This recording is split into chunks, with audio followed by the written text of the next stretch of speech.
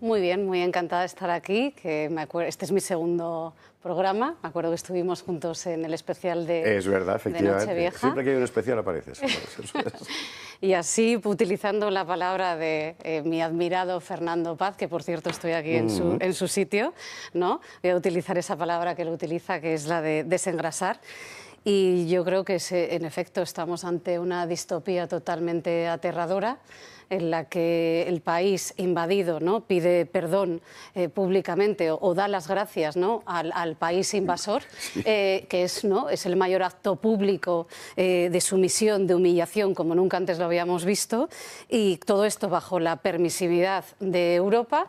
Y junto con todo esto, pues internamente vamos coleccionando fotos, ¿no?, que van creando un álbum de una élite que cada vez se esconde menos, que no tiene ningún pudor y que se va de regatas, que se pone vestidos y que nos constata que hay una cronicidad en toda regla de una institucionalización de una política del abandono. Bueno, yo desde aquí pues creo que todos hemos estado como ciudadana, ¿no? Es impactante las imágenes, la verdad que en mi más sincera solidaridad, por circunstancias, si me permitís la licencia personal, yo conozco Ceuta porque he vivido muchos años en Algeciras y me acuerdo de pasar muchos fines de semana en Ceuta. Sois un pueblo extraordinario y ver pues todo lo que está pasando pues de verdad que te hiela el alma, ¿no? Y es verdad que veníamos ahora también comentando que hay una cierta, ya no lo que está pasando ahora y el abandono y la mentira, ¿no?, a la que nos están contando, y que gracias a Dios tú también ahora nos estás dando la otra cara de la moneda, pero también hablaban compañeros esta semana aquí en Toro de una cierta dejadez en infraestructuras y que se sentía, ¿no?, como que Ceuta siempre era esos ciudadanos de segunda. No sé qué nos puedes aportar al respecto. Sí, efectivamente, sí. Hay una carencia de infraestructura en general. Es que hay un abandono del Estado desde hace muchos años. Y entonces, pues en una situación tan complicada, pues todo se desborda muchísimo más. El hospital está completamente desbordado, se han tenido que cancelar citas con especialistas para las que ya hay largas listas de espera de meses, listas que se falsifican los datos y hay gente que lleva a lo mejor un año esperando una cita y la ha visto cancelada. Los centros de salud, se estaba pensando en habilitar colegios públicos para meter a esta gente. ¿Qué va a pasar en septiembre con los niños de esos colegios Claro. si metes en colegios a menores ahora? Porque esos menores no se van a ir en un mes y a la península tampoco. Entonces, va a haber una grave crisis en los próximos meses porque no hay capacidad y tampoco el Estado está poniendo los recursos para poder atender o solucionar esto o llevarlo a la península. Desde hace años se está alertando de que hay que cambiar la legislación para agilizar los traslados de menores. Los tratados existen, pero Marruecos no los cumple. No puede ser que Ceuta se convierta en un coladero y que la solución estrella que nos da Juan Vivas, que es el presidente de la ciudad, es trasladar el problema a la península. Eso ha creado un efecto llamada que se ha visto desbordado en la crisis en la invasión que hemos sufrido. Porque se le llama crisis migratoria, pero es una invasión. Que hay mucha parte de gente inmigrante que quiere buscar una vida mejor, puede, pero esto no ha sido lo que hemos vivido ha sido una invasión y un ataque a la soberanía española en Ceuta. Las imágenes eran de verdad que Pero qué interesante lo que... Al principio decía que esto es una distopía totalmente aterradora. O sea, tú ves estas imágenes, yo no las había visto. Y es que es una desconfiguración del bien y del mal. Exactamente. O sea, yo estaba aquí y digo, Dios mío, ¿sabes? O sea, es los roles completamente invertidos. Entonces, bueno, pues es una falta de empatía, ya que está tan de moda. Es una palabra que yo verdaderamente tampoco le soy muy fan, pero una falta de sentido común y de empatía que se lleva a todo, se lleva al verbal, se lleva al conductual y luego vamos a ser serios. O sea, y más allá de Ceuta, que no le quiero yo quitar, ni mucho menos la gravedad del asunto, es verdad que hay una proliferación constante de estas guardias, ¿no?, de estas patrullas vecinales que ahora, por desgracia, y ahora estamos en época estival, pues ¿cuánta gente? Yo conozco a gente que está llamando a los porteros preocupados porque España está siendo con esta ocupación ilegal. Y tenemos ahí en Escalona, en Toledo, y tenemos, pues por ejemplo, en Andalucía, tanto en Sevilla como en Córdoba, pues la gente tiene miedo y está cada vez más esas patrullas, ¿no?, vecinales, que es incongruente, porque resulta que estamos ante la mayor recaudación fiscal. Exactamente. ¿No? Sí, así o sea, y ahora resulta que los ciudadanos nos tenemos que autoproteger. O sea, es que el contrato social es completamente roto. Pero es la Entonces, respuesta. bueno, yo es que a la ministra Elma Saiz, el Masai, como dice que es la Fernández. ministra de la exclusión, no de la inclusión, ¿vale? Queda esto ya ahí. Yo le preguntaría que para ella quién son los damnificados y que para ella qué significa acompañar España, que está acompañando a Ceuta. O sea, ¿cuál es la lectura que tenemos que tener en torno a una inversión de 25 millones, ¿no? ¿Qué está leyendo el mundo? Es decir, que aquí en el Puertas Abiertas, en el que todo vale, en el que aquí invadimos una soberanía y una ciudad, ustedes pueden venir tranquilamente porque nosotros os vamos a premiar con una lluvia de millones. ¿Es eso lo que está trasladando? Eso por ahí. Sí, luego, a 3... Dime, perdona. No, por favor. No. A 3, ¿no? Una frontera que está a 4 kilómetros, está a 4 kilómetros más o menos. Y verdaderamente, y es verdad, y las imágenes las hemos visto, y las hemos visto todo el fin de semana. O sea, están los padres reclamando por sus hijos y ahora resulta que nosotros, según la ley de extranjería, artículo 35, porque luego está la otra ministra, Sira, ¿no? Ah, sí.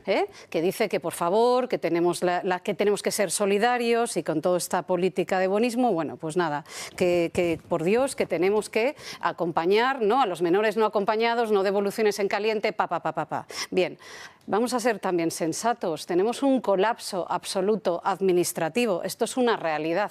Y luego ayer sacasteis un tema que me llamó mucho la atención, que que poníais encima de la mesa las palabras y el concepto que utilizaba el Argüello, ¿no? Ah, sí, la biopolítica. La biopolítica. Bueno, vamos a ver. Qué bien hecho, yo os voy a muy bien dar, pensado. si me permitís nuevamente, una licencia personal. Yo, como os decía, le comentaba antes a Virginia, viví muchos años en Algeciras. Yo no digo que todo el mundo sea así, ni que esto sea prolífero en Marruecos. Pero yo he visto en el Llano Amarillo cómo cientos de familias esperando para cruzar, ¿no?, todos los veranos a pleno sol, que por cierto han ido mejorando, gracias a Dios, las instalaciones, porque al principio no había prácticamente ni techo ni sombra, y desde Tarifa a Algeciras cada día ese paso al estrecho pues se acoge con mayor capacidad y con más recursos. Pero he visto cómo familias tenían niños que en el momento de coger el ferry, después de estar esperando en el Llano Amarillo muchísimos días, así, tal cual, quedaba el niño por allí y decían, ya lo cogeré a la vuelta. Es decir, no todas las culturas tienen la misma concepción, y luego no todos los países, pues en efecto, la biopolítica, es decir, y esto viene de Michel Foucault, que el contravertido, ¿no?, filósofo que democratizó este concepto en el que habla de la instrumentalización del cuerpo, y el cuerpo y la lectura del cuerpo y de la vida no se lee en todos los sitios iguales, y prueba de ello es la instrumentalización, ¿no?, de cómo en el cuerpo pues hacemos políticas tan surrealistas como puede ser la eutanasia o el aborto. En todo caso, efecto llamada, premio a la ilegalidad, lluvia de millones, y encima todos aquí pues pensando que somos unos como es caridad. En fin, no te ha dicho verdades, pero vamos, como puños. O sea, escuchar lo de la política folclórica y que escuche las consecuencias de esas pobreza severa y dando nombres, entre comas, ¿no?, me ha dejado alucinada, la verdad. Mera idea de que alguien piense que nosotros tenemos derecho a quedarnos con los hijos de los demás. Es que me parece de locura. Bueno, es que no se sustenta por ningún lado, pero yo solo brevemente estoy totalmente de acuerdo con vosotros que esto ha sido una operación política y lo que hablábamos de esa instrumentalización de los cuerpos, pero sí que es verdad que hablando con empresarios, fíjate, hay mucha gente gallega ahora trabajando en Marruecos, me decían, Alejandra, es que al final a pesar de que Marruecos está viviendo una edad de oro, porque tiene todo el apoyo diplomático y todo el apoyo, además de inversiones millonarias por parte de Estados Unidos y por parte de Europa, y de España, hay 2,9 millones de menores entre 15 y 29 años, que ya no son menores,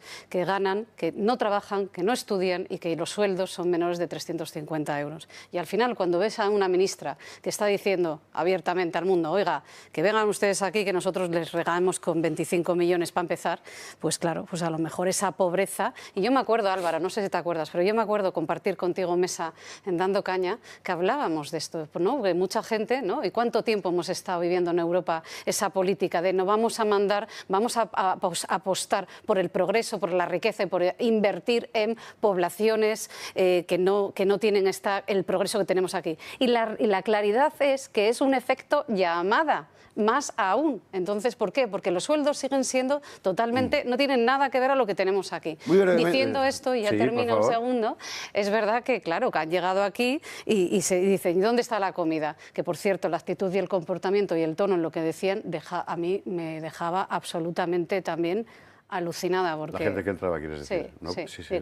La demanda, ¿no? ¿Dónde está? Claro. España nos ha matado de hambre. Bueno, edad de oro, a ver, edad de oro relativa. Estamos a 8 kilómetros, pero ellos tienen una renta per cápita de 3.000 euros al año y España tiene una renta per cápita de 35.000, más de 10 veces. ¿Qué ocurre con eso? Que no les importa efectivamente que pasen los menores, que pasen los jóvenes, porque aquí en España, con ese efecto llamada, no los 25 millones de euros, la renta mínima de inserción, el ingreso mínimo vital, todas las ayudas que hay a cualquier persona por el mero hecho de ser persona, lo tienen apenas a 8 kilómetros y pasan para ganar muchos más, 10 veces más de lo que ganan sus padres. Pero como ha dicho muy bien nuestra interlocutora, lo que hay que hacer es, según las Naciones Unidas, el arraigo de los menores social y familiar. Hay que hacer la ayuda en origen para que no se les tenga que desarraigar. Porque parece mentira que sean los woke y los progresistas los que consideren de una manera supremacista que está mejor un marroquí en un CETI o en un centro de acogida español que con sus padres en Marruecos. Hombre, yo la imagen de Marruecos del pobrecito país, yo francamente no lo veo, ¿eh? O sea, para empezar, tienen unas infraestructuras ahora, están invirtiendo desde estadios, que por cierto, ¿cuántas veces ya hemos hablado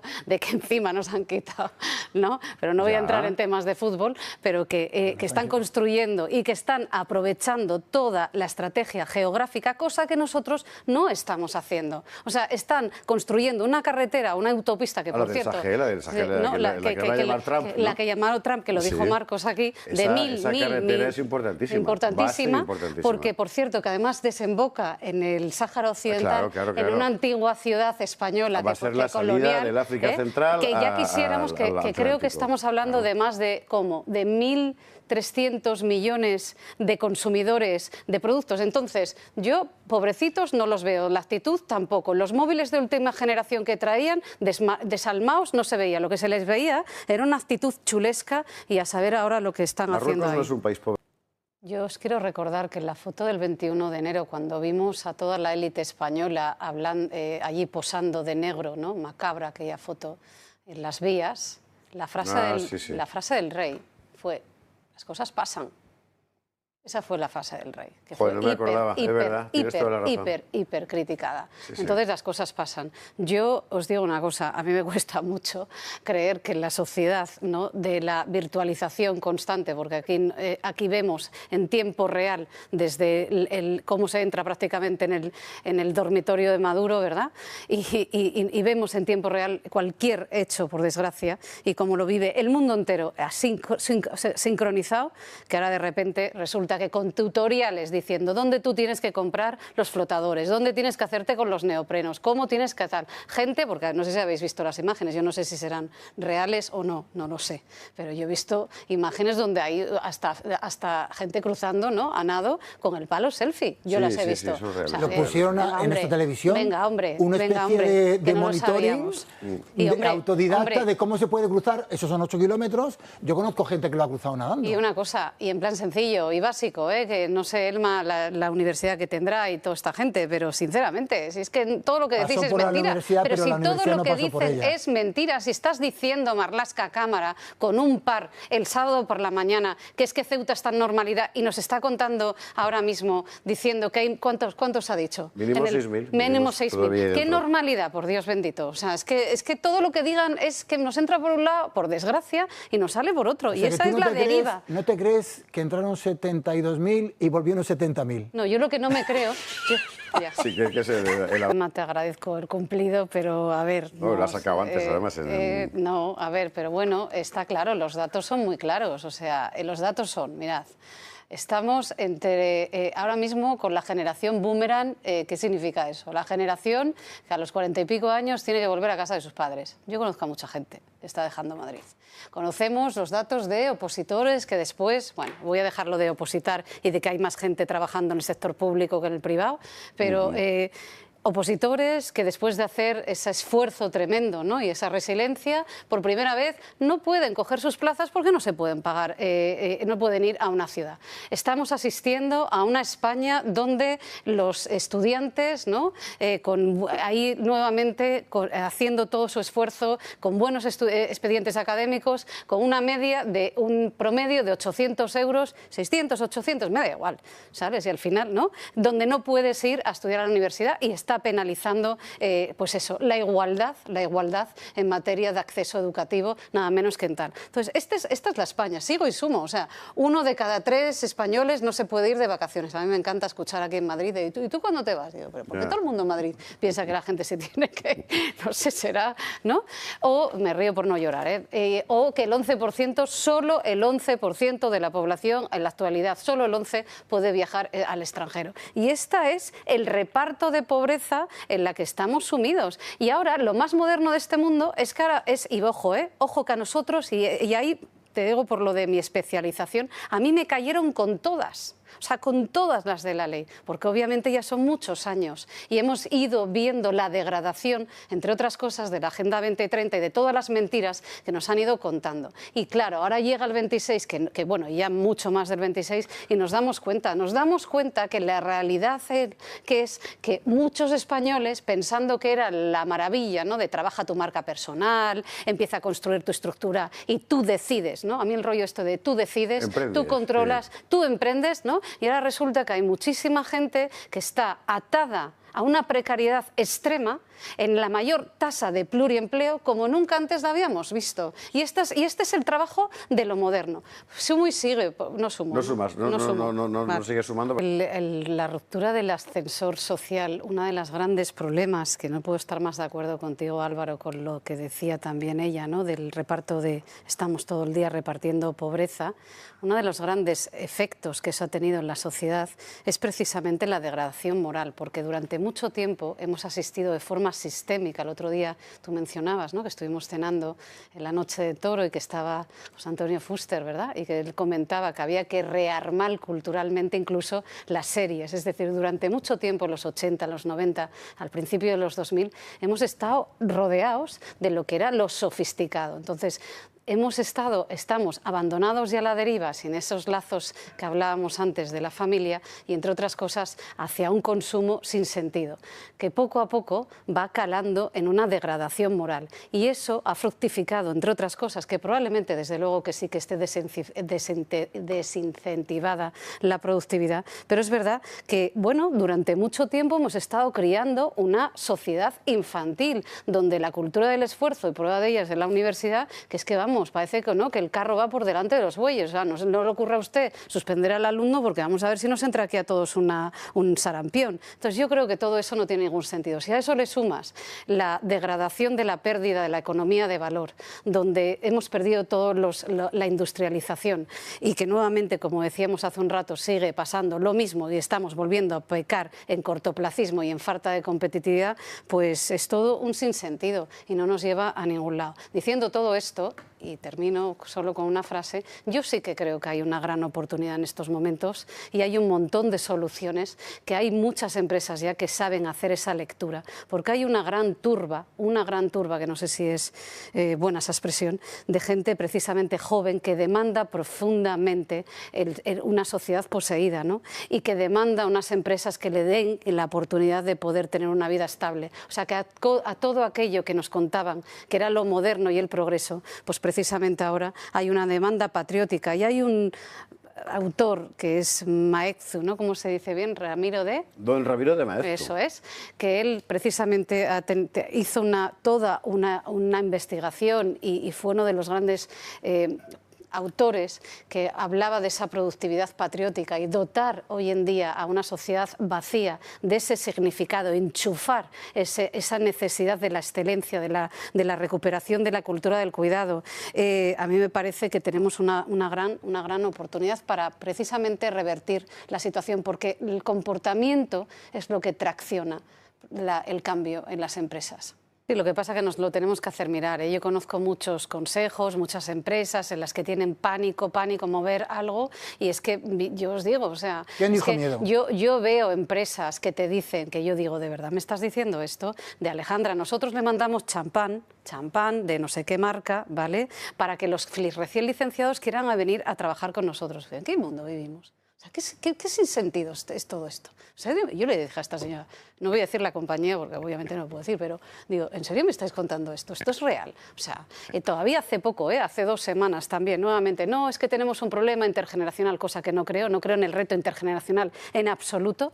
Bueno, no, pero claro, es que la agenda, es que las mujeres, es que hay que hacerles afterworks, la mesa de ping-pong, que no, hombre, que no, que todo esto no tiene ninguna lógica. Entonces pongamos la sensatez en el centro, o sea, la sensatez en el centro del comportamiento corporativo y tengamos la valentía verdaderamente. Y ahí me puedo ir a otro lado, que no voy a entrar porque es un melón gordo, pero es el financiero. Es decir, para poder traccionar en esa innovación que tú estás comentando, que no puedo estar más de acuerdo, que es la economía de los intangibles, necesitamos tener fuerza y músculo financiero. Y los sistemas bancarios todavía esto no se han enterado. Pero tenemos una oportunidad para precisamente cultivar la filantropía y culturar el capital privado que apueste por otros sistemas que no sea solo el pelotazo inmobiliario, y a lo mejor hacer esos ecosistemas y traccionar los unos con los otros y en pro de la innovación. Vaya lío que te acabo de montar. Venga. No, pero está bien lo de los intangibles, porque me ha venido a la cabeza Pedro Sánchez. Yo ya os lo comenté, o sea, yo estaba aquí el lunes por la mañana y lo solté en directo, ¿no? En Dando Caña, y yo dije, Dios mío, en el lío que me voy a meter, ¿no? Pero yo soy muy extraña, o no puede ser que tengamos lo que tenemos ahora mismo, la gravedad de la situación tan grande en Ceuta, y que el domingo por la noche haya un vestido ahí de la venganza, que todo monarca o monarca, yo pienso ahora mismo en uno en concreto, Little Dress, de la Casa Británica, cuando salió lo que salió de Carlos, y la venganza de aquel vestido de Diana. Pero es verdad que es inaceptable, ¿no? O sea, yo no sé, yo creo que era Fernando el que decía esta semana aquí sentado, o la semana pasada, que si aquellos que eran monárquicos, si tenían la intención de que Leonor llegase al trono, verdaderamente, como sigamos así, nos cuesta mucho, ¿no? Y si todo esto tendría una cierta gracia, no sé, podríamos hacer una pequeña serie y tal, pero verdaderamente no tiene ninguna gracia. Una serie, sí, aquí no hay quien viva. De una quien viva. O la que se avecina, que está ya peor. No, esto que está diciendo Alejandra es muy importante. Yo sé que mucha gente nos va a poner a parir diciendo, es que claro, si encima nos quitan al rey, ¿qué queda? Joder, es que está haciendo oposiciones. Claro.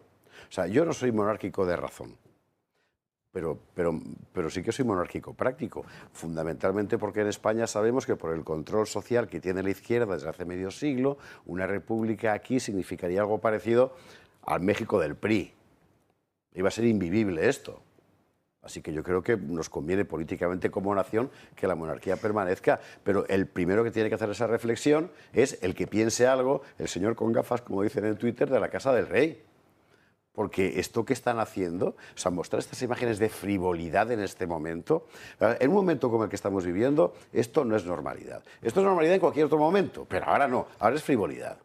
Y eso tiene que pensarlo, no puede ser. Y que es gráfico, José Javier, que está en la voz, o sea, todo el mundo lo estamos viendo en redes, o sea, esto está en la calle, no es un run run ahí debajo, no, estamos viéndolo, no, claro. Y una conversación, o sea, la gente está absolutamente alucinada y está muy bueno, pues con mucha pena, yo creo. Y creo que hubo un tiempo, ¿no?, donde Leonor, incluso se hablaba de esa famosa como moda, ¿no?, de Leonor y demás, y últimamente yo creo que hasta eso se están cargando. O sea, ellos sabrán, no sé quién los está asesorando, la pero desde política luego... tiene sus privilegios. Las saunas ya no dan más de sí, lo estás pagando tú. Para que el señor se pegue una vida de Mohamed. A lo mejor es lo que quieren. Pero es que yo creo que la izquierda y toda esa turba de votantes fanáticos les prima más la superioridad moral. Es decir, aquí el Estado está fallando por todos los lados, se deshace operativamente y disfuncionalmente, y tú escuchabas a toda la narrativa, todos, desde Santolaya en compañía, ¿no? Y todo era, lo importante es que al final aquí ahora el problema es, aquí no es del cambio climático, en esta ocasión no, en esta ocasión es nuevamente de Trump. Y con eso se quedan, o sea, ustedes tienen que es gráfico, o sea, esto es como las joyas, lo estáis viendo, o sea, estáis viendo cientos de tíos entrando en Ceuta, la gente llorando asustada, el panadero, por Dios, otra vez lo vamos a mencionar, y ahora resulta que aquí es Trump, pero no estáis viendo que el Estado es completamente disfuncional, o sea, no tiene ningún sentido. Bueno, no reaccionaron, reaccionó muy claramente, reaccionó dándole las gracias por la colaboración, esa fue la reacción, o sea, más claro agua.